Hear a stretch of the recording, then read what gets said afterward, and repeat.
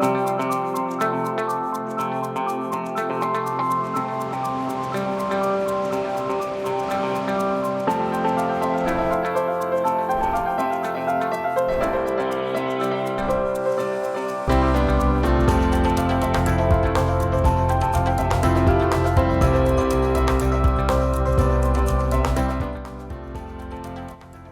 afternoon, and thank you for choosing Across the Fence. I'm Will Michael. It is the first Thursday of the month, which means it is recipe time. And it's also back to school time, reinforcing the need for healthy breakfasts. And with children or grandchildren around, after school snacks are also on the menu. Snacks are one of Chef Marco's favorites. So we'll join him in his kitchen where he's using some of his final garden vegetables of the season to create an on-the-go snack.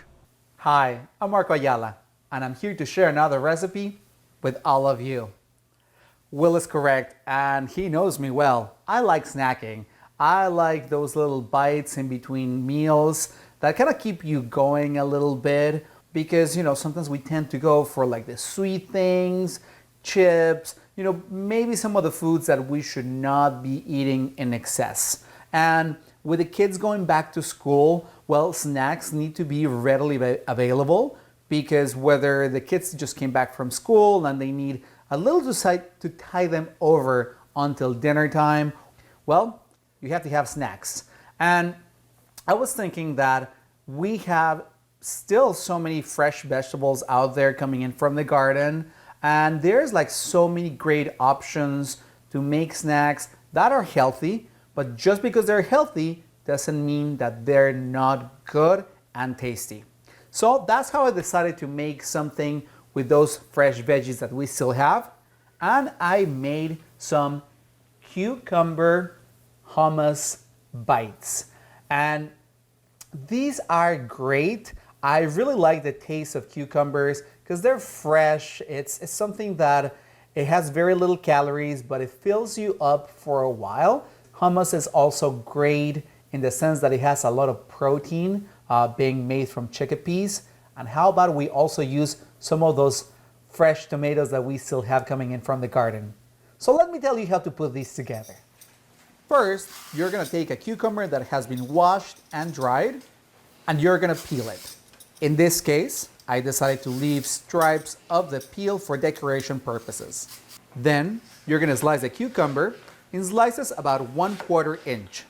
And depending on the size of your cucumber, you're gonna get about 18 to 20 slices. Arrange your cucumbers in a platter. Then you're gonna take 9 cherry tomatoes and you're gonna cut them in half. Then you're gonna take 1 container hummus of your choice. And for this particular recipe, I decided to use roasted garlic hummus because I think it goes really well with the tomatoes and the cucumbers. However, you can use whichever variety of hummus that your family likes best. So there's plenty of varieties out there, so you can kind of like play with the taste that you want to give to your snacks, or you can always use plain hummus and it's going to be just as good. Then you're going to top each cucumber slice with about 1 generous teaspoon of hummus. Then you're going to sprinkle your cucumbers with about 1/4 cup crumbled feta cheese. Then you're going to top each slice with the cherry tomatoes, and you're going to season it to taste with salt and pepper. And you want to add some herbs to your cucumber bites, mostly because you want to add some earthiness to the brightness of the hummus and the tanginess of your feta cheese.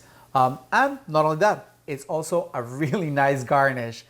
And I love the fact that you can use any herb. You can use basil, you can use cilantro, or you can use parsley, whichever your family likes best. And to finish it off, I decided to sprinkle it with a little bit of olive oil.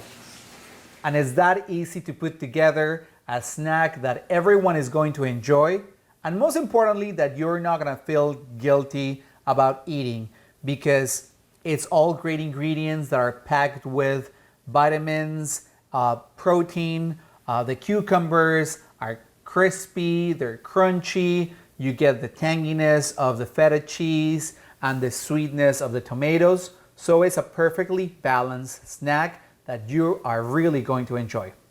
Now, let's move on to what I will say our main dish is going to be, which in this case is going to be more of a breakfast kind of dish. And you probably heard me say before that I am not necessarily a morning person, so I struggle with breakfast, and I can't imagine how hard it is to get the kids ready and ready for school, and then somehow try to fit in breakfast in that time frame. And that's how I decided to make this hash brown bacon omelette cups. So let me tell you how I put these together. First, in a large bowl, you're gonna add 3 cups frozen shredded hash brown potatoes. You're gonna squeeze it and try to remove as much moisture as possible. Then you're gonna take 6 slices bacon and you're gonna chop it into small pieces. And for this step, you want to have a very sharp knife because it makes it much easier. So I'm using this knife sharpener that my mother-in-law gifted me to make sure that I get this bacon nicely chopped. Then you're gonna add your chopped bacon to a hot pan and cook it until it's nice and crispy. And bacon is the key ingredient for this omelette to be a success. You want to get your bacon really nice and crispy. Then you're gonna set it aside and make sure to drain all the render fat because you can use it later. And in fact, we're gonna be using it on our next step. To the potatoes, you're gonna add salt and pepper to taste and 3 to 4 tablespoons of the bacon fat. Mix it well and set it aside. Then you're gonna spray a muffin cup pan with non-stick spray. And you're gonna divide the hash brown mixture into all of the muffin cups. Press the hash brown mixture into the bottom and the sides of each prepared muffin cup. And then you're gonna bake them at 425 degrees for about 15 minutes or until lightly browned. And as you can see, Nico, my little helper, was very interested in what I was doing, while his friend Nabi was mostly licking her chops. While that's in the oven, to a bowl you're gonna add 6 eggs and you're gonna lightly beat them. You're gonna take 1 red bell pepper, chop it well, and add 1 cup red bell pepper to your eggs and mix them well.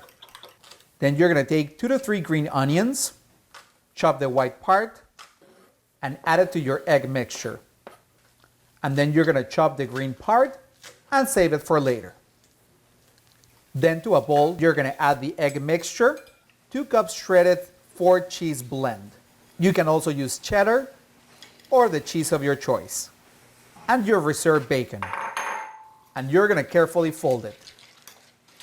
Once the hash browns are ready, you're gonna remove them from the oven and top it with the egg and cheese mixture evenly. And you're gonna bake them at 400 degrees for about 13 to 15 minutes or until a knife inserted in the center comes out clean. And I love the fact that this is a recipe that you can make ahead because you can make it on a Monday, divide them, put them in the fridge, and then just grab them every morning, pop them in the microwave, and you have breakfast just like that. I am also going to garnish them with some chives here. I usually do this before serving just so they look a little prettier. And I think that you can customize this recipe to your taste. You could substitute the bacon for sausage, for ham, for prosciutto. The possibilities are endless. So I hope you give this recipe a try. And now we're gonna move on to, well, it's not really going to be a dessert, but it's going to be something that you can have in the morning. Again, if you're like short on time or you just want to add some more fruits and veggies into your diet in a really easy way. And that's how I came up with the idea to make a chocolate peanut butter banana smoothie. And this is impossibly easy to make. It's the kind of breakfast item that you can whip in a few minutes and then you have breakfast on the go. And it's a great way to sneak some veggies and some fruits into your diet. So let me tell you how to put these together. First, to your blender, you're gonna add 1 cup milk, and 1 to 2 tablespoons cocoa powder. And I'm using unsweetened cocoa powder because we don't really need the extra sugar in there, because we're going to be adding some peanut butter and some banana, so that's going to provide the sweetness for the smoothie. Then you're going to add 2 big tablespoons peanut butter, 1 teaspoon vanilla extract, and 1 large frozen banana. And this is a part of the recipe when you can sneak some veggies or extra fruits in there, because with the cocoa powder and the peanut butter, they're plenty sweet and they're strong flavors that are gonna mask anything else that's in there. In this case, I decided to add some leftover blueberries that I had in my freezer. However, you can add some spinach or other veggies that you may have around the house, and trust me, nobody is going to notice. And then all you need to do is blend it well and pour it into a glass. And because we're a little extra, we're gonna decorate it with a few sliced almonds. And I really think that these smoothies are impossibly easy. So there's no more excuses to leave home without eating breakfast, whether it's with this recipe or any of these recipes. And this is a good opportunity to remind you that you can get these 3 recipes and many more by going to the address that is at the bottom of your screen. And this is also a good opportunity to remind you to connect with Across the Fence on social media by following us on Twitter, liking us on Facebook, and subscribing to the YouTube channel so you can get all the latest updates of Across the Fence right on your phone or your computer. And I'm going to try these little hummus bites because they look absolutely delicious. So enjoy your food and welcome back to school. Thank you, Marco. We know there are always good things in your garden and great things in your kitchen. We appreciate and enjoy your monthly recipes and your canine companions. Many thanks.